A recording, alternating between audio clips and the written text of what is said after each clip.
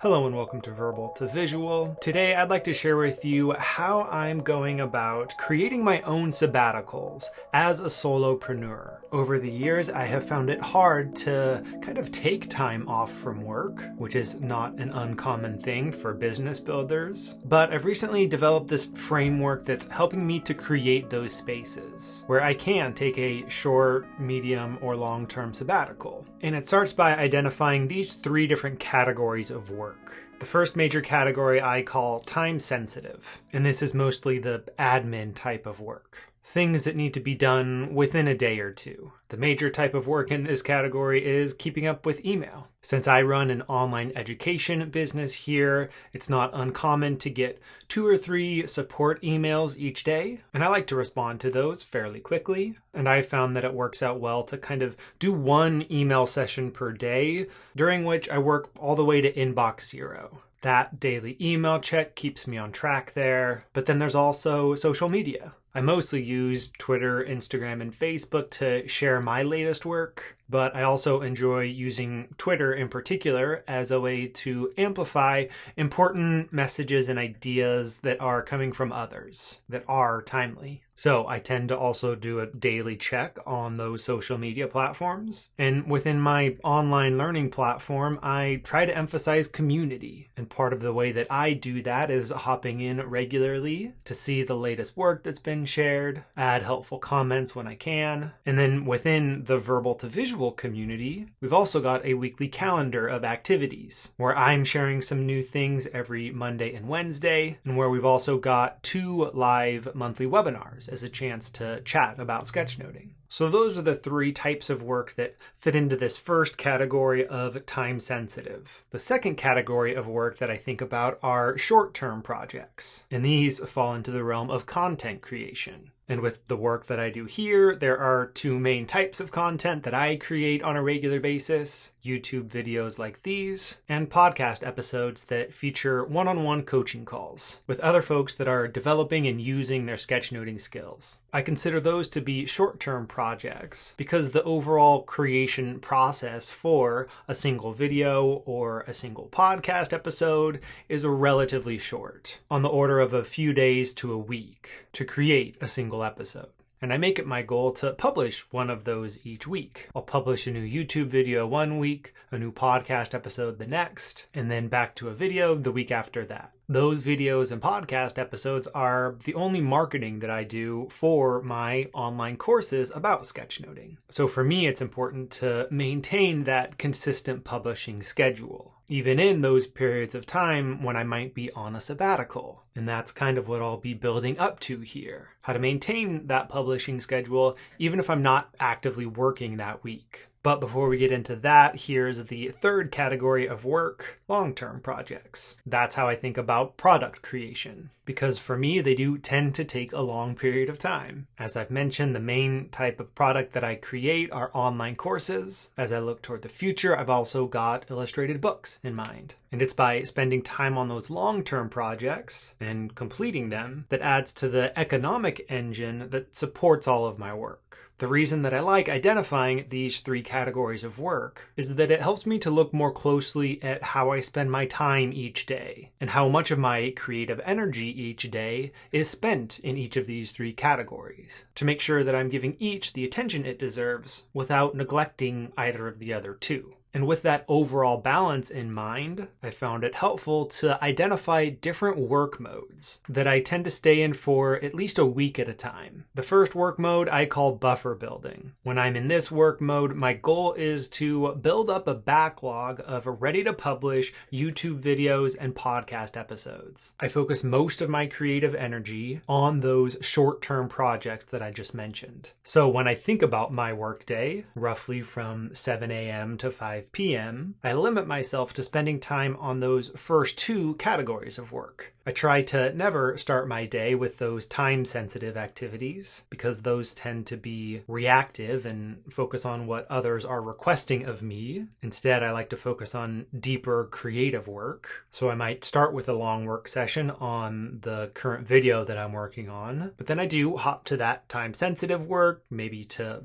bust through my email, then back to working on videos and podcast episodes, then maybe a check of social media, then more of that short-term project work. And when I'm in this buffer building mode, the important thing is that I'm able to create videos and podcast episodes at a rate much higher than one per week. And this is where I benefit from batching, kind of staying in a similar work mode for long stretches of time. So I might be working on 6 different YouTube videos and 4 or 5 different podcast episodes, with the goal, again, of getting as many of those as possible ready to publish so that I can spend future weeks in a different work mode. The second work mode that I think about is product creation. Here, the goal is to develop and produce a new online course, book, or other sketchnoting resource. So when I'm in this product creation work mode, my goal is to strengthen the economic engine that supports my work. And in this work mode, my days look fairly similar to the one I just described, but here the longer chunks of deep work are focused on product creation as opposed to that regular content creation, because when I'm in this work mode, I am relying on that backlog of videos and podcast episodes that I'd created in previous weeks. So because of that backlog,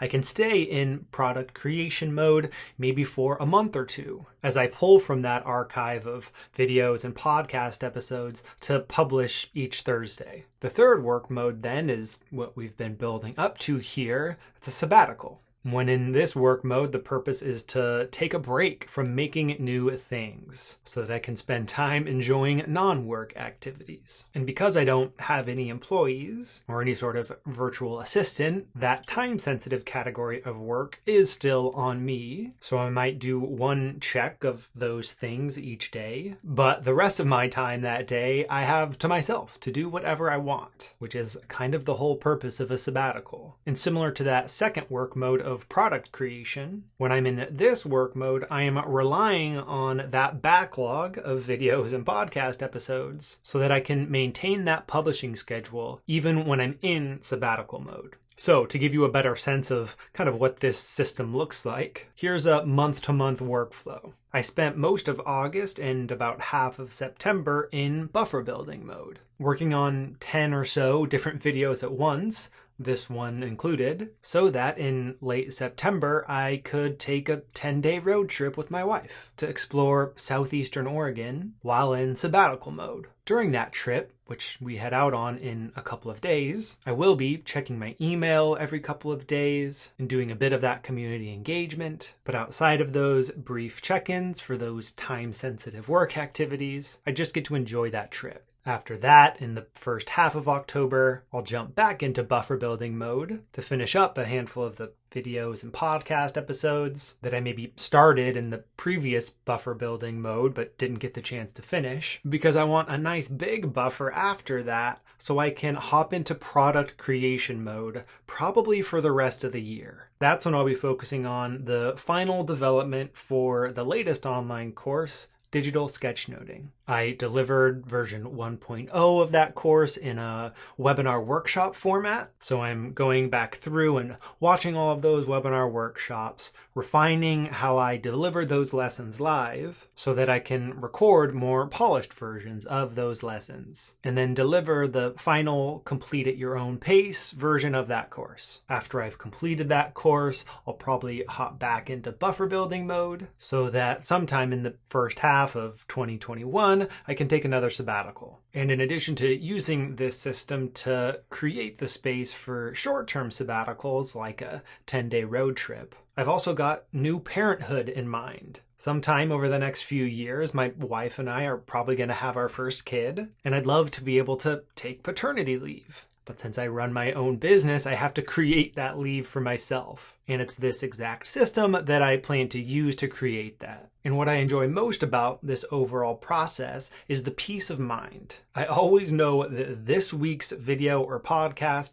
is ready to publish. With that in place, I'm much more at ease and can give my full attention either to building a buffer for future weeks, or focusing on a new product, or taking time off to enjoy those non-work activities. And it's also the built-in variation that I enjoy. I've got these 3 different work modes that I hop between every few weeks, and even within each work mode, in a given day, I'm bouncing between just a few different type of specific work activities. I'm finding that to be a helpful combination of focus and variety. And if there's anything about this system that I've described here that sounds intriguing to you, I encourage you to give it a try yourself. Build out your own categories of work and different work modes, and decide how you'd like to cycle between those work modes to create the space for those types of activities that might go by the wayside otherwise. And if you'd like to build this skill of working with ideas in a more visual way, that's what sketchnoting is all about. If you're new to it, I encourage you to check out the free guide I've created called Getting Started with Sketchnoting. I have linked to that down below this video. Good luck creating your own sabbaticals if that's something that you choose to do, and I look forward to sharing some new ideas with you in the next video. Until then.